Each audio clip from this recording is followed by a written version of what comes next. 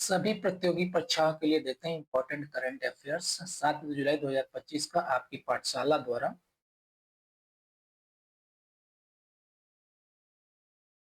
इसका पहला प्रश्न है, रिजर्व बैंक इनोवेशन हब यानी कि आरबीआईएच ने के नए सीईओ के रूप में किसे नियुक्त किया गया है? ए राजेश बंसल को, बी नंदन नीलेकर्णी को, सी रघुनंदन जी को या डी साहिल किनी को।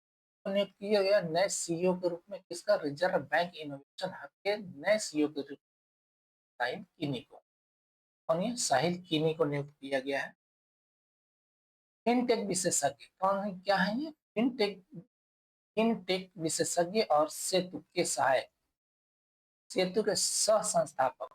ठीक है, साहिल किनी को साहिल किनी को बेंगलुरु स्थित रिजर्व बैंक इनोवेशन हब यानी कि आरबीआईएच का नया सीईओ नियुक्त किया गया है। वे राजेश बंसल का स्थान लेंगे। किसका स्थान लेंगे? राजेश बंसल। किनी सेतु ISIPIRIT यानी कि आई स्पिरिट फाउंडेशन और मैकिन्से व एस्पाडा एस्पाडा जैसी कंपनियों में अपने कार्य का महत्वपूर्ण अनुभव लेकर आए। ठीक है, एस्पाडा जैसे कंपनियों में अपने कार्य का महत्वपूर्ण अनुभव लेकर आए हैं। कौन? किनी।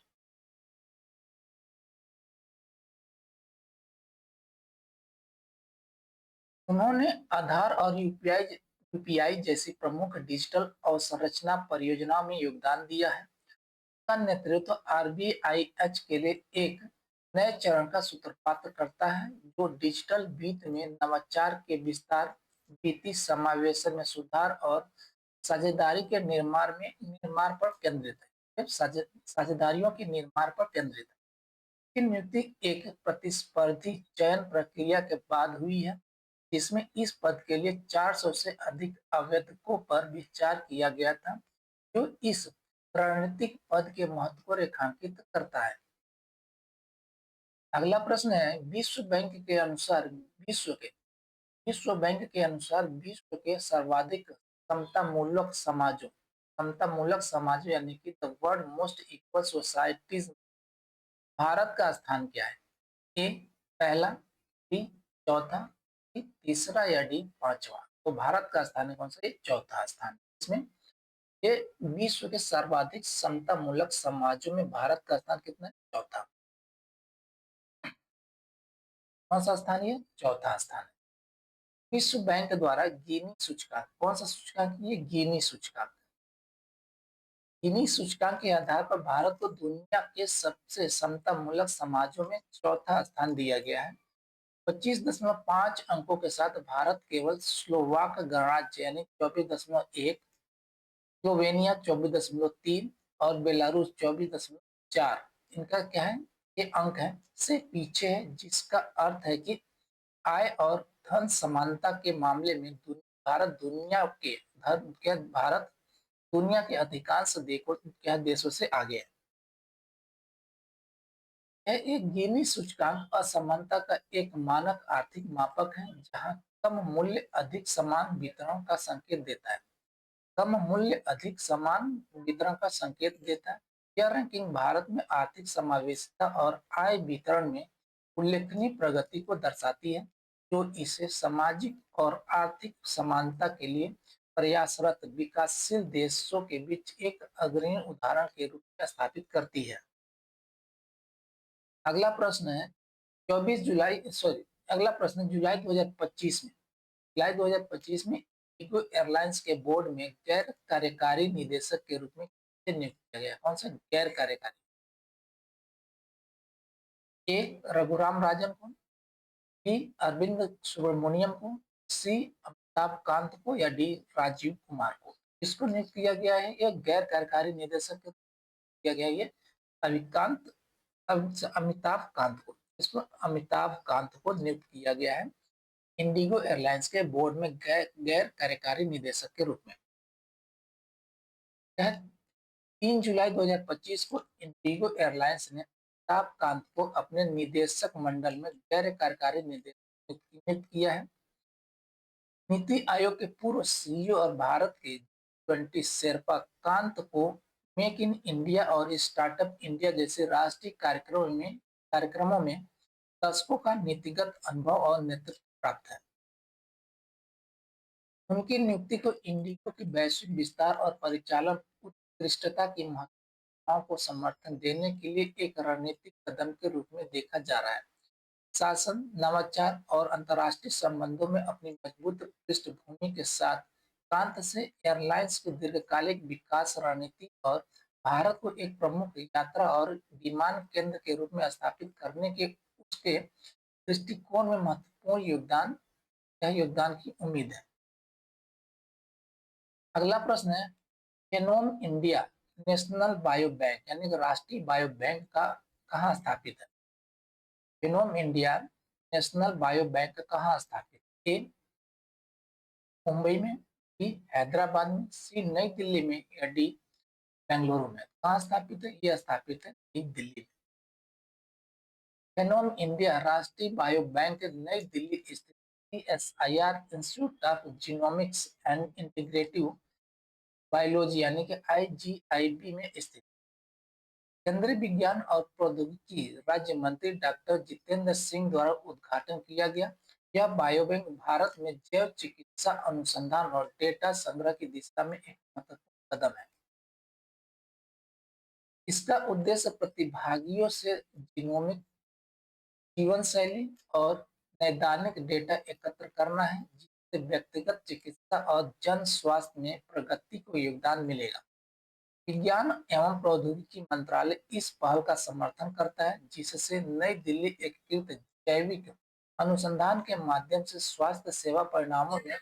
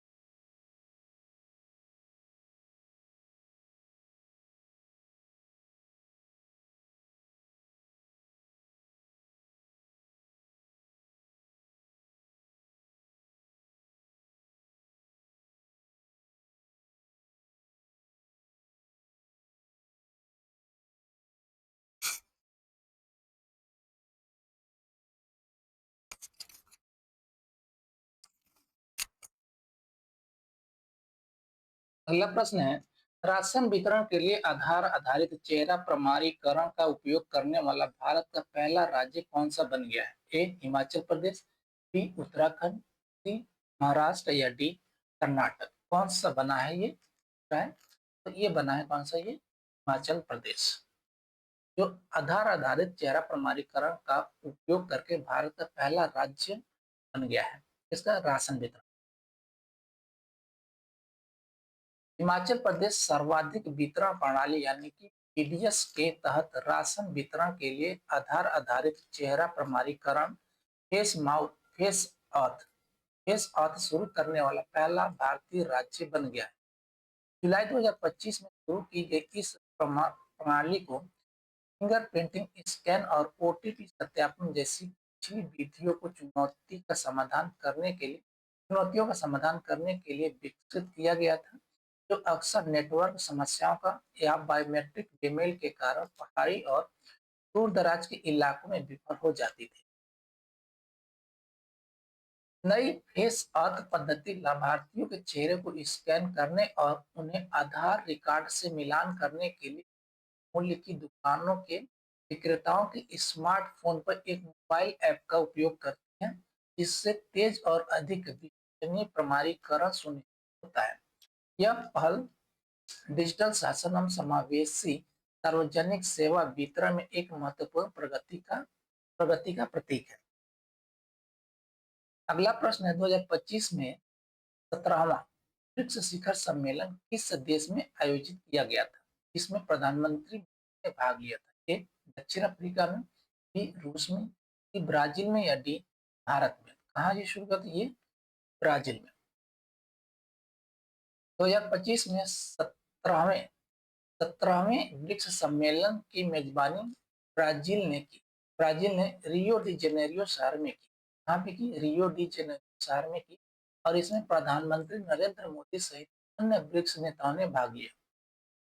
यह शिखर सम्मेलन वैश्विक शासन में सुधारों पर चर्चा, शांति और सुरक्षा के मुद्दों पर चर्चा और वैश्विक दक्षिण वैश्विक दक्षिण की भूमिका को बढ़ावा देने के लिए एक महत्वपूर्ण मंच के रूप में कार्य किया। प्रमुख विषयों में से एक कृत्रिम बुद्धिमत्ता का विषय और ब्रिक्स देशों के बीच सहयोग को मजबूत करना था। यह शिखर सम्मेलन मेजबानी ने अंतर्राष्ट्रीय कूटनीति में इसके महत्व और वैश्विक सुधार के लिए बहुपक्षीय प्रयासों, विशेष रूप से संयुक्त राष्ट्र पुनर्गठन और कृत्रिम बुद्धिमत्ता शासन जैसे मामलों को आकार देने में भूमिका को रेखांकित किया। अगला प्रश्न है, 2024 में वैश्विक जैव ईंधन खपत में भारत का स्थान क्या है? ए तीसरा, बी चौथा, सी पांचवा या डी छठा? तो भारत का स्थान है इसमें किसमें? वैश्विक जैव ईंधन खपत में ये भारत का स्थान है कौन सा? चौथा। कौन सा स्थान है? चौथा। विश्व ऊर्जा सांख्यिकी समीक्षा 2025 के अनुसार 2024 में भारत चीन से छोड़ते हुए विश्व स्तर पर जैव ईंधन का चौथा सबसे बड़ा उपभोक्ता बन जाएगा। भारत में जैव ईंधन का उपयोग पिछले वर्ष की तुलना में 40% बढ़कर प्रतिदिन 77,000 बैरल तेल के बराबर हो गया है। हालांकि भारत अभी भी चीन की तुलना में जैव ईंधन उत्पादन में पीछे है। यह उपलब्धि स्वच्छ ऊर्जा और कार्बन उत्सर्जन में कमी के प्रति देश की प्रतिबद्धता को दर्शाती है। नवीकरणीय स्रोतों से प्राप्त इथेनॉल और बायोडीजल जैसे जैव ईंधन परिवहन और औद्योगिक क्षेत्रों में स्थिरता प्राप्त करने में महत्वपूर्ण भूमिका निभाते हैं।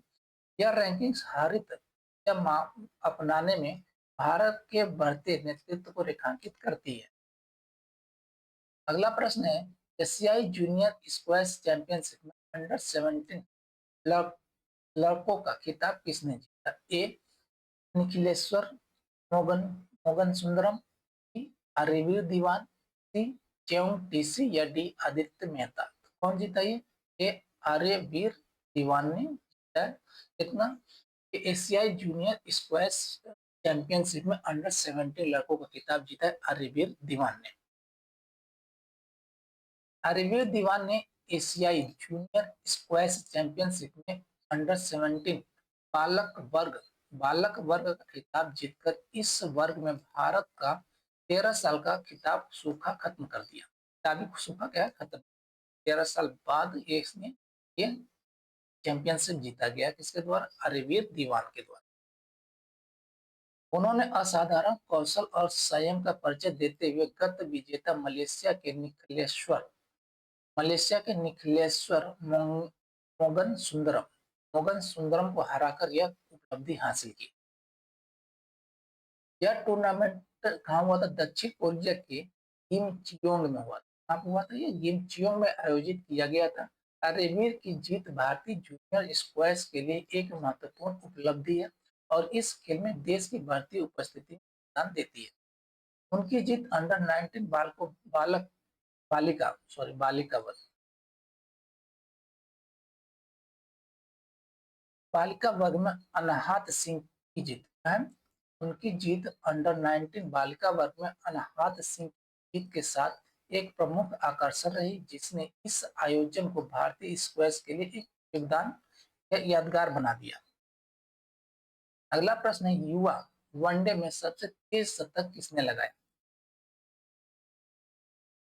बोला युवा वनडे में सबसे तेज शतक किसने लगाया? ए आयुष महात्रे, बी सचिन दास, सी खान मल्होत्रा या डी वैभव सूर्यवंशी? तो कौन लगाया ये लगाया है वैभव सूर्यवंशी ने। युवा वनडे में सबसे तेज शतक लगाया वैभव सूर्यवंशी।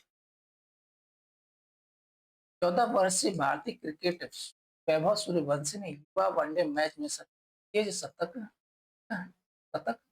लगाकर इतिहास रच दिया है। ठीक है? उन्होंने हर तो वार्सेस्टर उन्होंने वार्सेस्टर में इंग्लैंड के खिलाफ मैच में सिर्फ 52 गेंदों में यह उपलब्धि हासिल की। कितना गेंद खेला था इन्होंने? ये 52 गेंद खेले।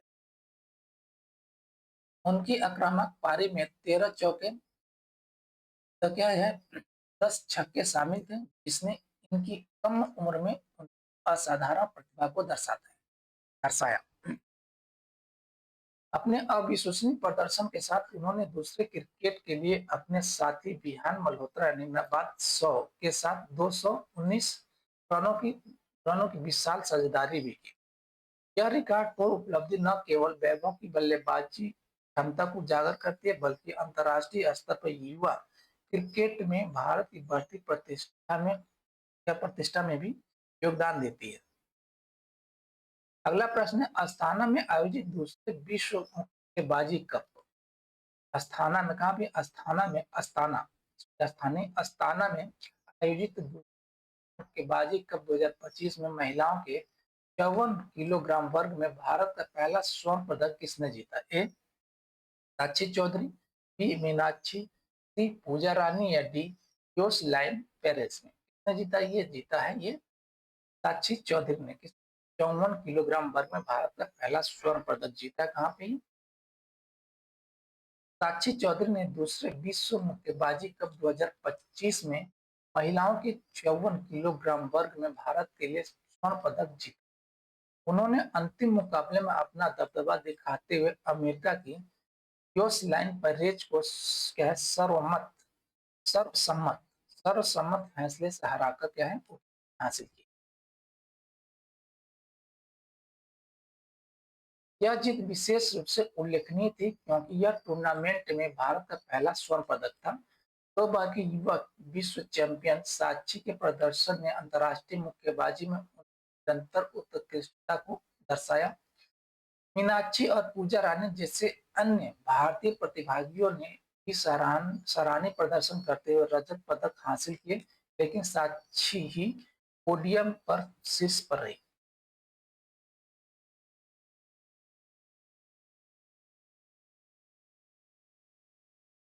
अगला प्रश्न है, किस बैंक ने 7 जुलाई 2025 से अपनी 1 साल की MCLR क्या है MCLR को घटाकर 9% कर दिया और न्यूनतम शेष राशि पर जुर्माना हटा दिया? A Bharatiya State Bank, B Bank of Baroda, C Punjab National Bank या डी इंडियन बैंक? तो कौन है ये इंडियन बैंक। इंडियन बैंक ने जुलाई 2025 में 2 बड़े ग्राहक हितैषी सुधार लागू किए। पहला, इसने 7 जुलाई से बचत खातों में न्यूनतम शेष राशि न रखने पर लगने वाले जुर्माने को समाप्त कर दिया, जिससे छात्रों, वरिष्ठ नागरिकों, ग्रामीण परिवारों और छोटे व्यवसाय मालिकों के लिए वित्तीय पहुंच का विस्तार करने में मदद मिली। दूसरा, इंडियन बैंक ने अपनी 1 वर्षीय सीमांत निधि लागत आधारित ऋण यानी कि MCLR में 5 आधार अंकों की कटौती की, जिससे 3 जुलाई 2025 से 9% हो गई।